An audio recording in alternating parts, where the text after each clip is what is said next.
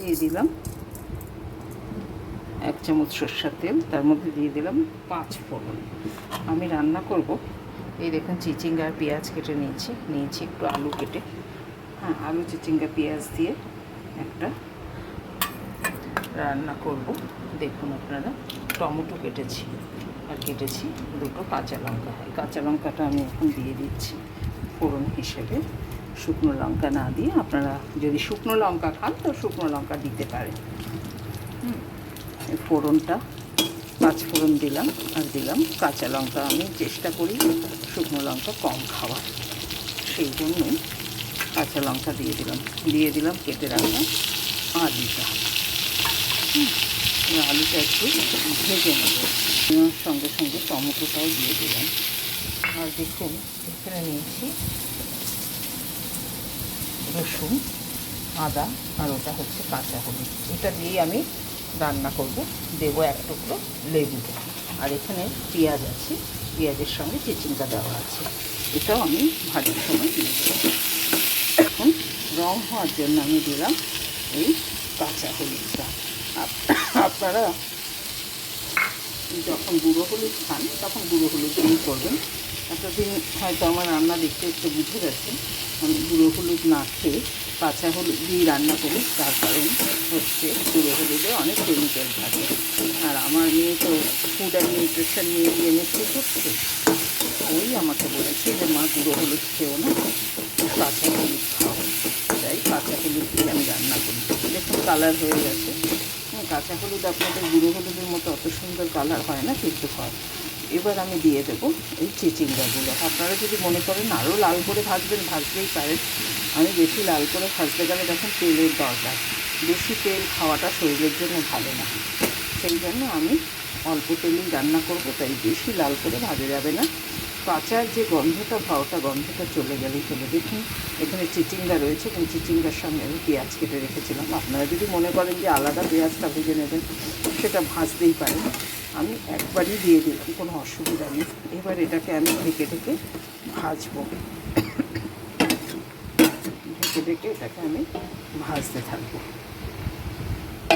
আমি লবণটা কিন্তু এখনও দেইনি, দিয়ে দিলাম পরিমাণ মতো লবণ। দিয়ে দেবো এবার এই যে 8-10 কোয়া রসুন রেখেছিলাম থেতো করে, সেটা দিয়ে দিলাম একটা গুড়ের বাতাসে। রসুনের একটা ঝাঁঝালো গন্ধ আছে, সেই জন্য রসুনটাকে আগে দিয়ে দিলাম ভাজার জন্য। এই তরকারিটা না এই আদা পেঁয়াজ রসুন দিয়ে তো করছি, এবং জল দিয়ে এটাকে আদা পেঁয়াজ রসুন দিয়ে কষিয়ে তারপর জল দিয়ে এটাকে কষিয়ে দেবো। তারপরে নামানোর সময় এটা আপনারা চীনা বাদাম আছে না, সেই চীনা বাদাম দিয়েও করতে পারেন। ধরুন 1 মুঠ চীনা বাদাম, সেটাকে গরম জলে একটু ভিজিয়ে রাখলে সঙ্গে সঙ্গে খোসাটা বেরিয়ে যায় এবং বাদামটাও খুব নরম হয়ে যায়। তখন আপনারা ওই বাদামটাকে পেস্ট করে নামানোর আগে সেটা দিতে পারেন। সেইভাবে করা যায়, আমি একদিন আপনাদের করে দেখাবো। আপনারা সাদা সর্ষের সঙ্গে পোস্ত দিয়েও এইভাবেই করে সবার শেষে নামানোর আগে ওই মশলাটা দিতেই পারেন, সেভাবে করা যায়। আজকে আমি যেটা করব সেটা হচ্ছে এই আদা পেঁয়াজ রসুন দিয়ে তরকারিটা করছি, দেখতেই পাচ্ছেন। আমি দেখুন 1 কোয়া লেবুও নিয়েছি, এই লেবুটা চিপে দিয়ে দিলাম। তো একটু টক হবে এবং টেস্টি হবে, সেই জন্য দিয়ে দিলাম এটা। ঠিক আছে, দিয়ে দিলাম আমার আদাটাও, যে আদাটা আমি পেস্ট করে রেখেছিলাম সেটাও দিয়ে দিলাম। এবার এটা আমি নাড়তে থাকবো। হ্যাঁ, যেটা বলছিলাম, আজ আমি নামানোর আগে যে মশলাটা দেব সেটা হচ্ছে আপনার একটা আমার বানানো মশলা। সেই বানানো মশলাটাও আমি একদিন আপনাদের দেখাবো কীভাবে বানাই। ওটা হচ্ছে 250 গ্রাম অড়হর ডাল নিই, 200 গ্রাম ছোলার ডাল নিই, 150 গ্রাম মুগ ডাল নিয়ে 3টে ডাল আলাদা আলাদা করে ভাজার পরে সেই 3টে ডাল একসঙ্গে মিক্সিতে পেস্ট করি। আর তার মধ্যে দিই 50 গ্রাম জিরে ভেজে, সেটাকেও মিক্সিতে পেস্ট করে নিই। আর দিই 2-4টে শুকনো লঙ্কা। তাই দিয়ে আমি কিন্তু রান্না করি। ওটাকে বানিয়ে রাখি, একটা পেস্ট তৈরি করে রাখি। সেই পেস্টটা কিন্তু আপনারা ইচ্ছে করলে শুকনো ভাতের সঙ্গে ঘি দিয়ে কিংবা মাখন দিয়ে খেতেই পারেন। সরষের তেল দেবেন না, তাহলে ওর যে সুন্দর গন্ধটা সেটা আপনি পাবেন না। ঘরে করে রাখতে পারেন। তিল ভেজে, তিলের সঙ্গে অড়হর ডাল, শুধু তিল ভেজে তার সঙ্গে জিরে, গোটা জিরে ভেজে শুকনো লঙ্কা দিয়েও পেস্ট করে রাখতে পারেন, সেটাও ভাতের সঙ্গে খাওয়া খুব ভালো। এবং তিলে প্রচুর পরিমাণে সাদা তিলে ক্যালসিয়াম আছে, সেটা শরীরের জন্য এবং ব্যথা বেদনা কমে। তা আমি এটাকে এইভাবে পেস্ট করে রাখি, সেটা আমি তরকারিগুলোতে দিই এবং শুকনো ভাতেও খাই। আমি আজকে সেই পেস্টটা নামানোর আগে দেব।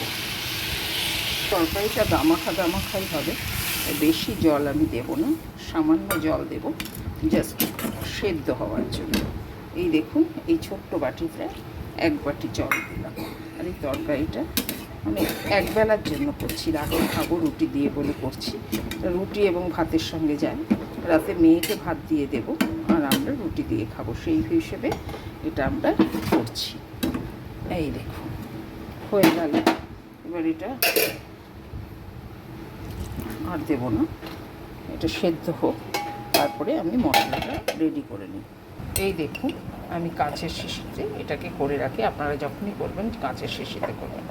এই মশলাটা আজকে বললাম তো, অড়হর ডাল 250 গ্রাম, ছোলার ডাল 200 গ্রাম, 150 গ্রাম মুগ ডাল, এটা দিয়ে আমি এই পেস্টটাকে তৈরি করেছিলাম। এবং 50 গ্রাম জিরে এবং 50 গ্রাম জিরে এবং 2-3টে শুকনো লঙ্কা। এবার এইটাকে আমি একটুখানি অল্প জলে গুলে নেব, নামানোর সময় এটা দিয়ে আমি নামাবো। দেখুন হয়ে গেছে, দিয়ে দিচ্ছি এই পেস্টটা।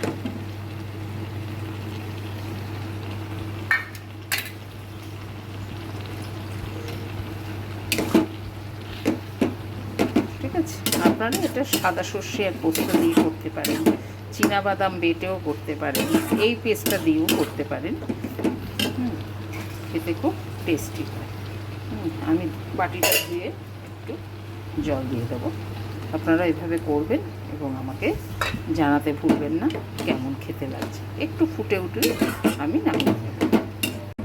দেখুন তরকারিটা দেখতে কত সুন্দর হচ্ছে। ঠিক আছে, এভাবে আপনারাও করবেন।